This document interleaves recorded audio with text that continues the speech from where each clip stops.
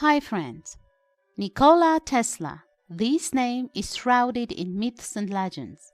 The man who lived 100 years ago doesn't give rest to modern scientists.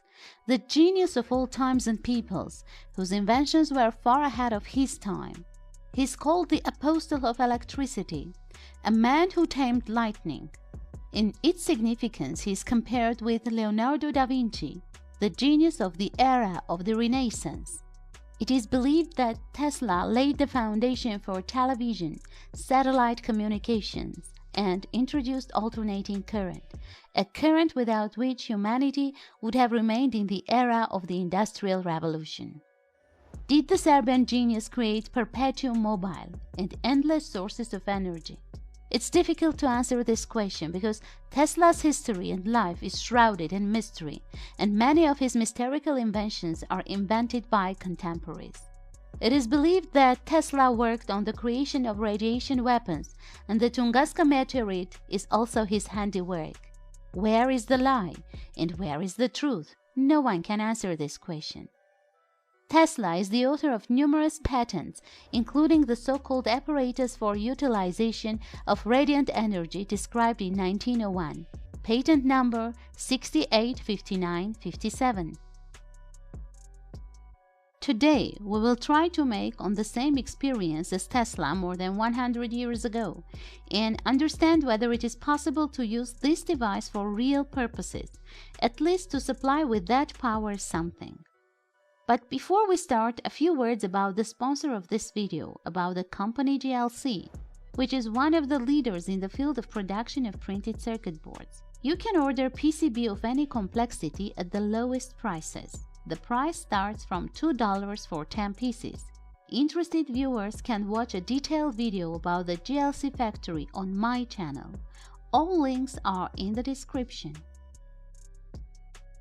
So, the insulated metal receiver rises as high as possible from the ground. Wire connects it to one of the capacitor plates. The second plate is connected to the ground. In theory, the Earth is a source of negative electricity. Cosmic bodies, in particular stars, emit positively charged particles that, hitting our receiver, should give it a continuous electric charge. The capacitor will be charged up to the breakdown of the dielectric layer. The charge current depends on the size of the receiving plate. Tesla offered an automatic system which would discharge the capacitor to the load. In other words, the interrupter as well as the system for converting the energy stored in the capacitor. So, as a receiver, we have aluminum foil glued to plywood. The current goes through the copper wire fixed in the center of the foil.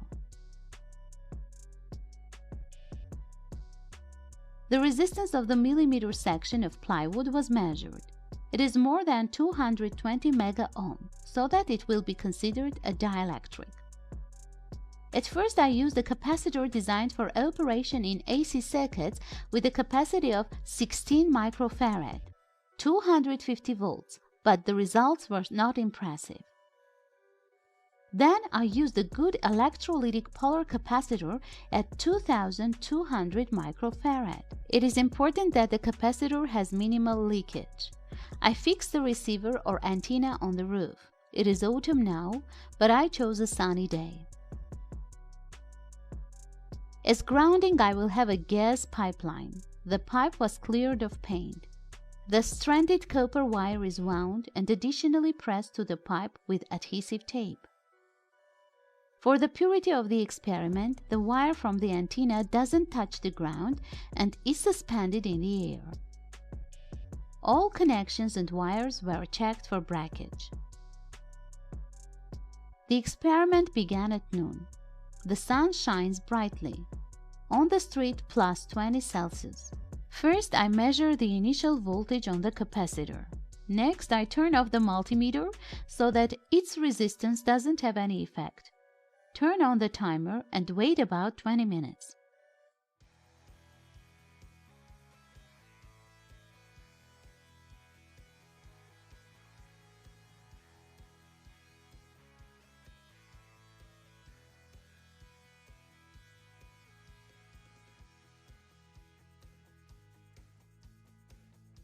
Then I measure the voltage on the capacitor. As we see, it is 113 millivolts and continues to grow.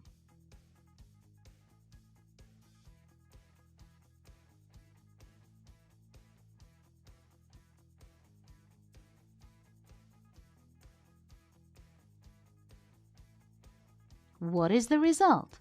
First, we need to understand that the patent shows us the principle of energy conversion. From the point of view of the invention, this is a thing which is quite working. Our antenna was at a fairly decent height of about 6 meters. There was a good grounding, and in 20 minutes of the experiment, we have microjoules of the energy accumulated in the capacitor. Naturally, the smaller the capacity, the faster the capacitor will charge. But in the end, the stored energy will be the same. It depends solely on the area of the antenna. During the hour of operation, the voltage on the capacitor was 0.2 volts. It is important to indicate that the charging process didn't stop even at night, although in the daytime, according to my observations, the capacitor charged faster. To power even micro power loads, the kind of LEDs for only a few seconds, this device should work all day. Somebody will say, free energy. Of course, but to use it for serious purposes, you will need a receiver with an area of a football field, and the receiver must be completely isolated from the ground and lifted to the maximum possible height, as well as you need the capacitors of a colossal capacity. The reason why the world does not use this technology is that the cost of a power plant of this type will never pay off. Solar panels or water heaters have a much greater efficiency. In addition, we must not forget that in our era, all kinds of radio waves fly in the air, and naturally, the antenna will also convert energy from radio waves. And so, the design is very interesting and fully functional. But alas, it makes a little sense, except to show it in physics lessons. I think the experiment was successful. At least I got answers to interesting questions. Friends, I hope you enjoyed this video. Please rate it, share with friends. If you have questions related to electronics, ask them in our group. Link is in the description. Leave your feedback about this design, as well as offer popular so-called fuel-free systems, and as far as possible, I will try to collect, test, and show you. Now I say goodbye until new meetings. With you was Cassian TV.